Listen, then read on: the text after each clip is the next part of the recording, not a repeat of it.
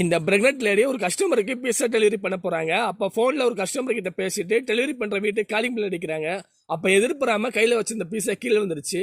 இந்த pregnant lady ஐயோ அப்படின்னு சொல்ல பக்கத்து வீட்டு மாடியில இருந்த ஒரு நபர் அதை பார்த்துட்டே இருக்காரு. இந்த பிரெக்னென்ட் லேடி கீழே வந்து பீஸா இப்ப என்ன பண்ணலாம் அப்படின்னு சொல்லி நினைச்சிட்டு இருக்காங்க. அப்புறம் கீழே வந்து பீஸா துண்டு எடுத்து பேக் சைடு எடுத்து போடுறாங்க.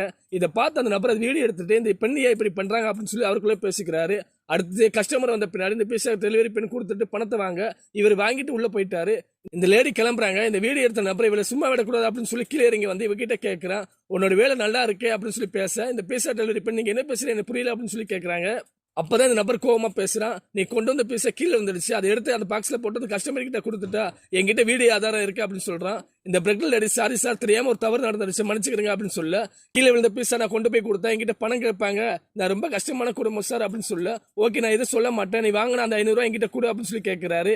அந்த பணத்தை நாங்க கொடுக்கணும் சார் அப்படின்னு சொல்ல, இப்ப இந்த பணம் தரலைன்னா அந்த வீடியோ நான் அவர்கிட்ட காட்டுவோம் அப்படின்னு சொல்லி பயம் காட்டுறான். இவனும் சரியா அப்படின்னு சொல்லிட்டு அந்த பணத்தை அங்க கொடுத்துட்டு கிளம்புற நேரத்துல